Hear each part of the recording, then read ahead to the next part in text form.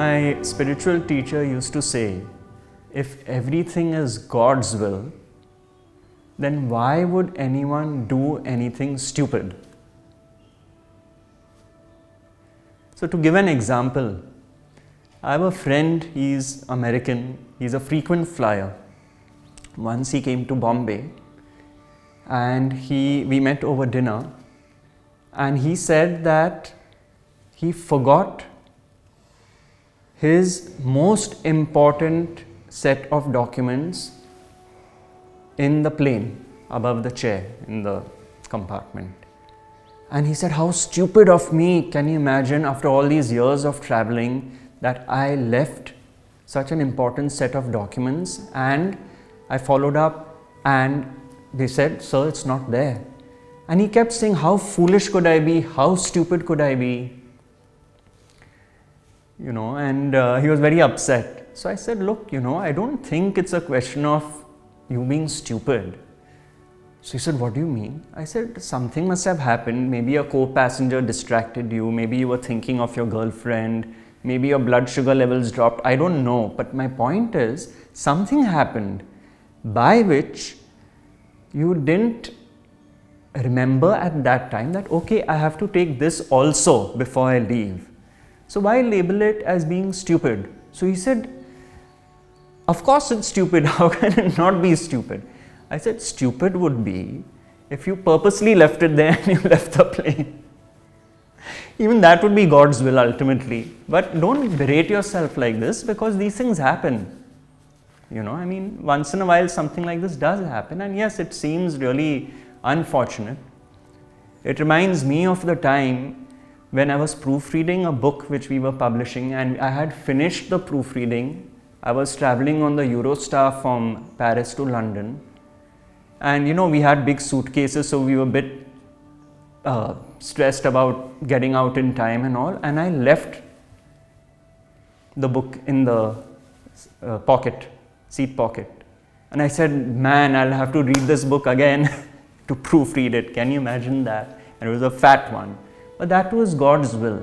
So the thinking does not take place and the blame does not take place of, I am stupid, how could I do this? And likewise, it doesn't arise for someone else. Yes, you may say it as a figure of speech that, oh, how stupid of this guy. But deep down, you do not consider that as something he has done which is stupid according to your books. Because you have the understanding that it is what it is based on the others' conditioning and genes. They acted in a certain way, and that's the way it was meant to be. So you may say stupid out of just a knee-jerk reaction, but there's no force behind that. There's the full understanding that we are the way God has made us. So you end up laughing at this whole concept of stupidity. Which brings me to a nice joke. So there was a burglar who burgled this palace. There was nobody there, I think, for whatever reason, and he took the loot on his back and he was walking away. And suddenly he heard a voice which said, Jesus is watching. And he just stopped in his tracks and he said, that's odd, because I don't have a conscience, but anyway, let me flee before something else happens. And he took 10 more steps and the voice became louder. Jesus is watching. And he froze. Because he said, I have never felt guilty robbing places and anything. Why is this voice in my head coming? So he didn't know what to do. So he just took one step more forward. Then again the voice said, Jesus is watching. So he put the loot down and he turned around and he looked at the house from afar. Is someone in the house? He could not see, it's all dark, but he saw a flutter in a window, a small thing fluttering. And he said, that's very odd. So he goes back towards the house, closer and closer, and he sees a bird there, perched. And he said, this is unbelievable. Is it that parrot? So he goes right up to the window, right up, and he sees it's a parrot. And the parrot says, Jesus is watching. So he bursts out laughing. And he says, I couldn't believe it. A talking parrot is saying Jesus is watching. So he asks the parrot, what's your name? So the parrot says, James. So the burglar is really in splits now. He said, firstly, there's a talking parrot, and now the name is James. He tells the parrot, what stupid fool would call his parrot James? And the parrot replies, the same stupid fool who calls his bulldog Jesus.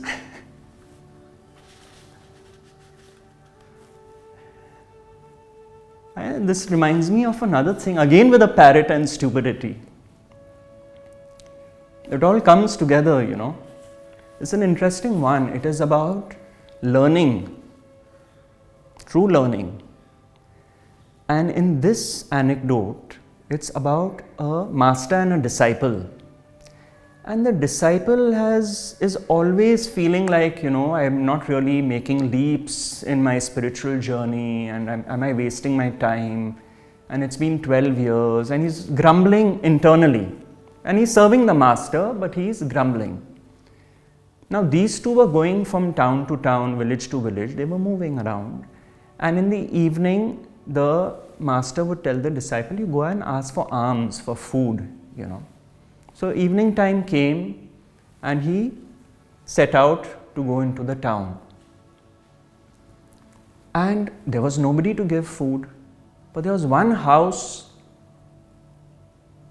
from which a voice came, come here, come here. So he looked, he couldn't see any human being there, but he saw this bird in the window. And it was the parrot calling out to this man, come, come. You will get alms here. So he was very impressed. He said, this is beautiful. This is a sign from God that there's a talking parrot telling me to come into the house, and I will go.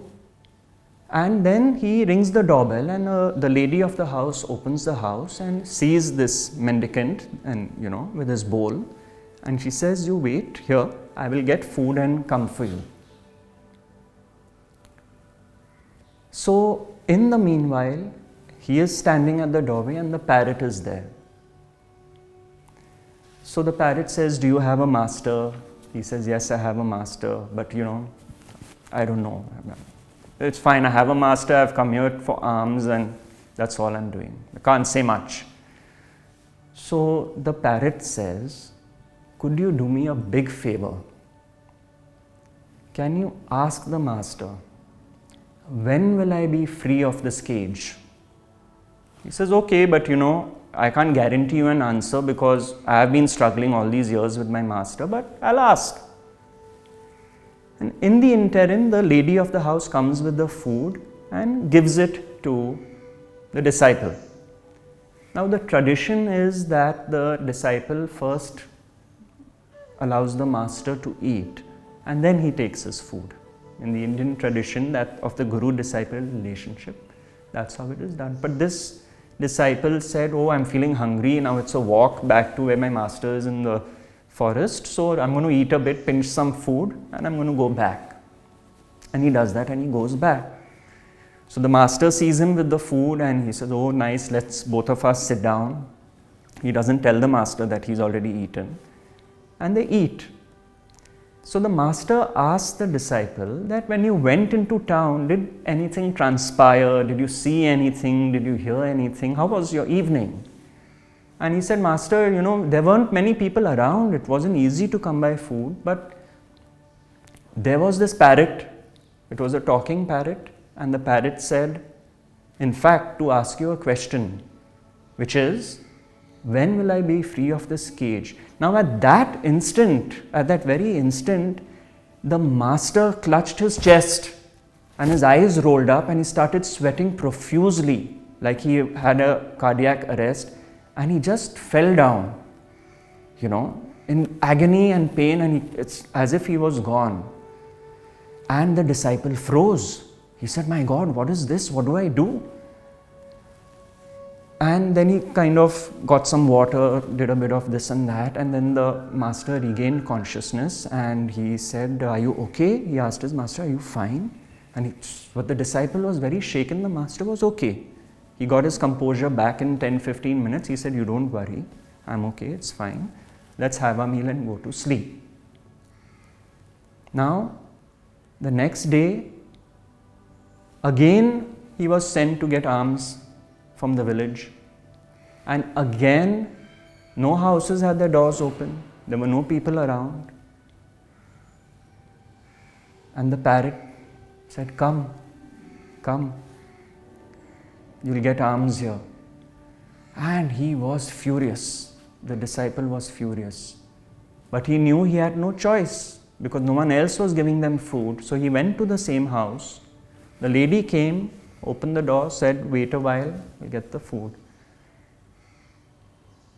So the parrot asked the disciple that, "Did you give my question to your master?"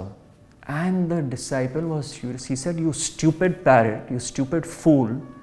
Do you know what happened? The minute I asked your question, my master almost died." So the parrot said, "Really? How?" So he said, "What, how?" His eyes rolled up, he clutched his chest and he started sweating and he just fell, dropped dead. I thought he was finished. By such a stupid question, I thought I've lost my master because of a parrot. Now at that instant, the parrot fell off his perch, his wings went limp and he collapsed. And the disciple was flummoxed. He said, "My God, this is really insane. What's going on?" And the lady came and she saw this parrot lying dead on the floor of the cage, and she went into a panic and she opened the door of the cage and the parrot flew out. And the parrot said to the disciple, "Watch whom you are calling stupid, because you have been with your master for 12 years and you haven't understood a thing. I just observed his only action when you told him my question, 'When will I be free of the cage?' and I imitated him."